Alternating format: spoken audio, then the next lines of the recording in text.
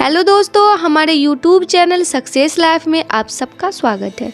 दोस्तों, आज की इस वीडियो में हम आपको बताएंगे भगवान विष्णु जी का वाहन गरुड़ कौन था और भगवान विष्णु जी का वाहन गरुड़ कैसे बन गया। तो दोस्तों, माना जाता है कि प्राचीन काल में गरुड़ की एक ऐसी प्रजाति थी जो बुद्धिमान मानी जाती थी और उसका काम संदेश और व्यक्तियों को इधर से उधर ले जाना होता था। कहते हैं कि यह इतना विशालायक पक्षी होता था जो कि अपनी चोंच से हाथी को उठाकर उड़ जाता था।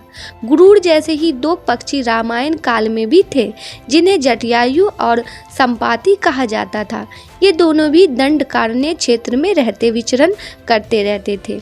पक्षियों में गरुड़ को सबसे सर्वश्रेष्ठ माना गया है।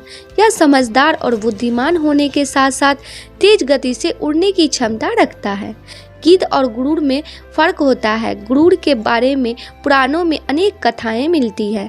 रामायण में तो गरुड़ का सबसे महत्वपूर्ण पार्ट है।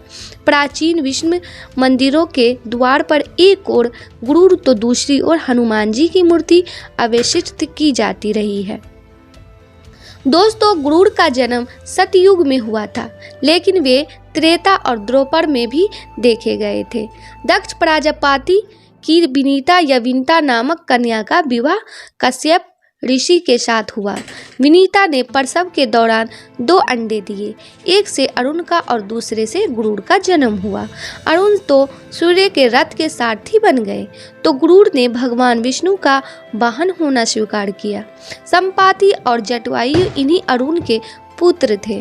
पुराणों कथाओं के अनुसार गरुड़ ने देवताओं से युद्ध करके उनसे अमृत कलश छीन लिया था। दरअसल ऋषि कश्यप की कई पत्नियां थीं, जिनमें से 2 वनिता और क्रुद्ध थी। ये दोनों ही बहनें थीं जो एक दूसरे से ईर्ष्या रखती थीं। दोनों के पुत्र नहीं थे, तो पति कश्यप ने दोनों को पुत्र के लिए एक वरदान दे दिया। वनिता ने 2 बलशाली पुत्र मांगे, जबकि क्रुद्ध ने 1000 सर्प पुत्र रूप में मांगे, जो कि अंडे के रूप में जन्म लेने वाले थे। सर्प होने के कारण क्रुद्ध के 1000 बेटे अंडे से उत्पन्न हुए और अपनी मां के कहे अनुसार काम करने लगे। दोनों बहनों में शर्त लग गई थी कि जिसके पुत्र बलशाली होंगे, हारने वाले को उसकी दासता भी स्वीकार करनी होगी। इधर सर्प ने जो जन्म ले लिया था, लेकिन वनिता के अंडों से अभी कोई पुत्र नहीं निकला था। इसी जल्दबाजी में वनिता ने एक अंडे को पकने से पहले ही फोड़ दिया। अंडे से अर्धविकसित बच्चा निकला, जिसका ऊपर का शरीर तो इंसानों जैसा था, लेकिन नीचे का शरीर अधपक था। उसका नाम अरुण था। अरुण ने अपनी मां से कहा कि पिता के कहने के बाद भी आपने धैर्य खो दिया और मेरे शरीर का विस्तार नहीं होने दिया, इसलिए मैं आपको श्राप देता हूँ कि आपको अपना जीवन एक सेवक के तौर पर बिताना होगा। अगर दूसरे अंडे में से निकला उनका पुत्र उन्हें इस श्राप से मुक्त न करवा सका तो वह आजीवन दासी बनकर रहेंगी। भय से विनीता ने दूसरा अंडा नहीं फोड़ा और पुत्र के श्राप देने के कारण शर्त हार गई और अपनी छोटी बहन की दासी बनकर रहने लगी। बहुत ही लंबे काल के बाद दूसरा अंडा फूटा और उसमें से विशालकाय के गरुड़ निकला, जिसका मुख्य पक्षी की तरह और बाकी शरीर इंसानों की तरह था। हालांकि उनकी पसलियों से जुड़े उनके विशालकाय पंछी भी थे। जब गरुड़ को यह पता चला कि उनकी माता तो उनकी ही बहन की दासी और क्यों है यह भी पता चला, तो उन्होंने अपनी मौसी और सर्पों से इस दासवे से मुक्ति के लिए उन्होंने शर्त पूछी।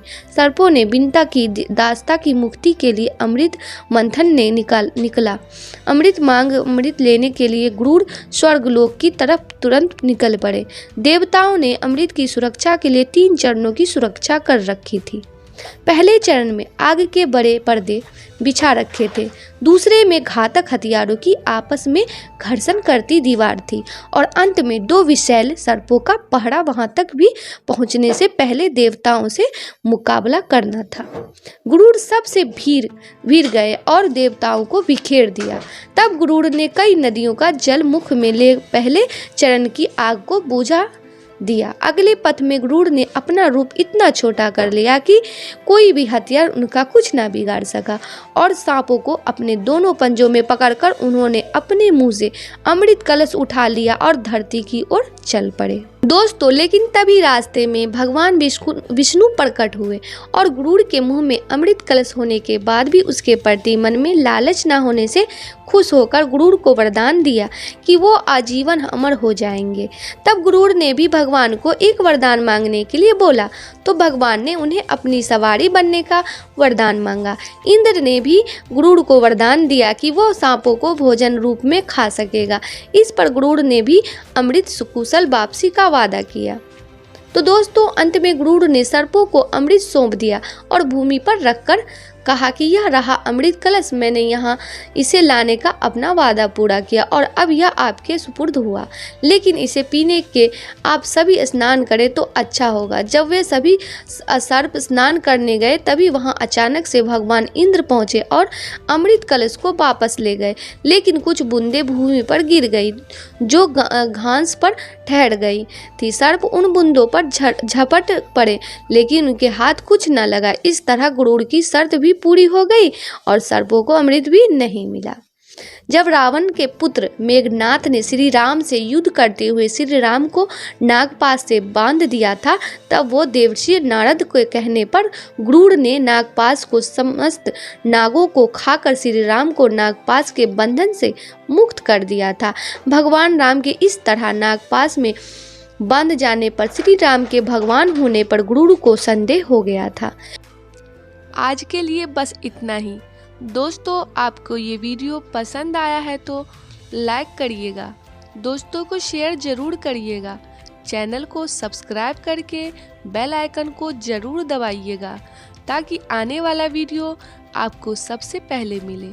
दोस्तों, मिलते हैं अगले वीडियो में, तब तक के लिए goodbye and thanks for watching my video.